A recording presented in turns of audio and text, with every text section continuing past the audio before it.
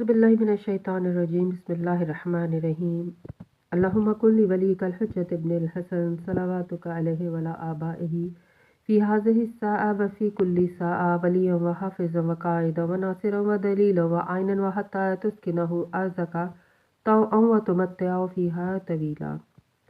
अस्सलामु अलैकुम सामीन, हमारे चैनल ज़िक्र उला में खुश आमदीद। मैं आज आपके सामने इल्लामा लाजपाल हुसैन की तसनीफ़ कुफ़र की चौखट पर सजदा से इक़्तिबास पेश कर रही हूँ, जिसका बुनियादी मकसद आपकी खिदमत में ऐसा इल्म पेश करना है जिससे लोगों में ऐसा शऊर बेदार हो कि जिससे शयातीन की चालों, हरबों और गुमराहकुन ख़यालात से बचा जाए। अगर आप इस किताब का मुकम्मल मुताला करना चाहते हैं तो इस किताब की PDF को हमारी वेबसाइट www.idarakhatamulauliya.com से फ्री डाउनलोड कर सकते हैं। अबू जहल की खुदा को देखने की ख्वाहिश पर रसूल ने क्या फरमाया? बंदों की कितनी किस्में हैं, अल्लाह गुनाहगारों को मोहलत क्यों देता है? हज़रत नूह की किश्ती में शैतान से मुलाकात में क्या बातें हुईं? एक मर्तबा जब मुशरिकीन कुरैश ने पैगम्बर अकरम सल्लल्लाहु अलैहि वसल्लम से इस्लाम के बारे में इतराज़ात किए, अबू जहल बोला कि कौम मूसा ने खुदावंद को देखने की ख्वाहिश की तो उन पर एक बिजली आ चमकी और वो लोग बेहोश हो गए या मर गए। अगर आप पैगंबर हैं तो हमें भी जल जाना चाहिए, क्योंकि हमारी ख्वाहिश कौम मूसा की ख्वाहिश से भी ज़्यादा बड़ी है, इसलिए कि वो मूसा पर ईमान रखते थे और खुदा को देखने की ख्वाहिश करते थे। लेकिन हम ये कहते हैं कि जब तक आप खुदा को मलाइका के साथ हमारे सामने ना ला दें तो हम ईमान ना लाएंगे। पैगम्बर अकरम ने इसके जवाब में फरमाया कि ए अबू जहल, क्या तू इब्राहीम की दास्तान नहीं जानता, जब खुदावंद ने उन्हें आसमानों की सैर कराई थी। इसके बाद आपने सूरह अनाम की आयत 75 का हवाला दिया, जिसका तर्जुमा कुछ इस तरह से है, और हमने ऐसे ही तौर पर इब्राहीम को आसमानों और ज़मीन की मखलूक़ात दिखलाई, और ताकि कामिल यकीन करने वालों से हो जाए। खुदा ने उनकी कुव्वत बसारत में इजाफ़ा कर दिया, और जब वो आखिरी आसमान की बुलंदी पर पहुँचे तो रूए ज़मीन के हर बातिन और ज़ाहिर को देख रहे थे। इसी दौरान एक मर्द और औरत को ज़ना करते हुए देखा तो उनके लिए बद्दुआ की, वो उसी वक्त मर गए। दूसरी बार फिर यही मंजर देखा और फिर बद्दुआ की तो वो भी मर गए। तीसरी बार फिर एक मर्द और औरत को इसी हालत में देखा और फिर बद्दुआ की, वो भी मर गए। चौथी मर्तबा यही अमल अंजाम देते हुए फिर वहीं देखा। जनाब इब्राहीम ने बद्दुआ करना चाही तो वही हुई। इब्राहीम, मेरे बंदों के लिए बद्दुआ ना करो, अना गफूरुर रहीम अल जब्बारुल हलीम, मैं बख्शने वाला, मेहरबान, जब्बार और हलीम हूँ। मैं अपने बंदों को गुनाह करता देखता हूँ तो कभी तुम्हारी तरह गुस्सा नहीं करता। बस अब मेरे बंदों के लिए बद्दुआ ना करो। तुमको तो मैंने अपने बंदों को डराने के लिए मबूस किया है।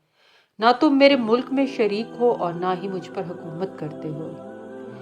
मेरे नज़दीक बंदों की 3 किस्में हैं। जो लोग गुनाह करते हैं उनको सज़ा देने में जल्दी नहीं करता, बल्कि अगर वो तौबा कर ले तो मैं उनके गुनाह माफ़ कर देता हूँ और पर्दापोशी करता हूँ। बाज़ गुनाहगारों को इसलिए मोहलत देता हूँ क्योंकि मैं जानता हूँ कि उनके सुल्ब से फ़र्जंदे मोमिन होगा तो काफिर माँ बाप के साथ मोहब्बत नहीं करेगा, यहाँ तक कि वो बच्चा पैदा हो जाता है। फिर जब मकसद हासिल हो जाता है तो उन्हें सज़ा मिल जाती है और वो बलाओं में मुब्तला हो जाते हैं। अगर ये 2 चीज़ें यानी तौबा और फ़र्जंदे साले ना हों तो जो सज़ा मैंने उनके लिए मुअय्यन की है वो तुम्हारी तजवीज़ करदा सज़ा से कि वो हलाक हो जाए ज़्यादा सख्त है, क्योंकि मेरा अज़ाब भी मेरी अज़मत और जलालत के मुनासिब है। बस ए इब्राहीम, मुझे मेरे बंदों के लिए छोड़ दो, मैं उन पर तुमसे ज़्यादा मेहरबान हूँ। मेरे बंदों के और मेरे दरमियान फासला ना बनो। मैं जब्बारो हलीम हूँ, दाना और हकीम हूँ, अपनी क़ज़ा क़दर के साथ उनके बारे में फ़ैसला करता हूँ। पैगम्बर अकरम सल्लल्लाहु अलैहि वसल्लम ने अबू जहल से फरमाया, खुदा ने तुझे भी मोहलत दी है ताकि तेरे सुल्ब से फ़र्जंद सालेह अक्रमा पैदा हो। वो मुसलमानों के बाद अमूर का ओहदेदार होगा। अगर ये मसलहत ना होती तो तुझ पर अजाब नाजिल हो जाता, और इसी तरह तमाम कुरैश भी हैं। وہ انہیں اسی لیے مہلت دے رہا ہے کہ وہ جانتا ہے کہ بعد میں ایمان لائیں گے۔ موجودہ کفر کی بنا پر سعادت اخروی سے انہیں محروم نہیں کرتا، یا اس وجہ سے ان پر عذاب نازل نہیں کرتا کہ ان کے صلب سے فرزند صالح پیدا ہوگا۔ اسی لیے عذاب میں تاخیر کرتا ہے تاکہ بیٹا اپنی سعادت حاصل کر سکے، اور اگر ایسا نہ ہوتا تو تم سب پر عذاب نازل ہو جاتا۔ منقول ہے کہ حضرت نوح جب کشتی میں سوار ہوئے اور ہر جاندار کا ایک جوڑا سوار کر لیا جیسے کہ اللہ تعالیٰ نے انہیں حکم فرمایا تھا، انہوں نے کشتی میں سوار ایک بوڑھے کو بھی دیکھا مگر اسے پہچان نہ سکے۔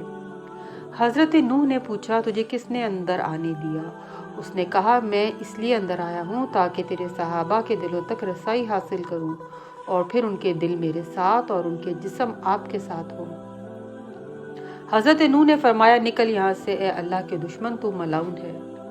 ابلیس نے کہا، 5 باتیں ہیں جن کے ذریعے میں لوگوں کو ہلاک کرتا ہوں۔ اللہ تعالیٰ نے حضرت نوح کو وحی فرمائی کہ آپ کو 3 کی ضرورت نہیں، اسے چاہیے کہ وہ 2 باتیں بتائے۔ حضرت نوح نے پوچھا کہ وہ 2 باتیں کیا ہیں؟ شیطان نے کہا، وہ 2 ایسی ہیں کہ مجھے جھٹلائیے نہیں، ان کے باعث پھر مجھے پیچھے نہ رکھنا۔ وہ حرص و حسد ہے جن سے لوگ تباہ ہوئے۔ حسد کے باعث میں ملعون ہوا اور مردہ قرار پایا، اور حرص نے آدم کو جنت میں پھل کھانے پر اکسایا۔ اب میرا شکار حرص کے ذریعے ہوتا ہے۔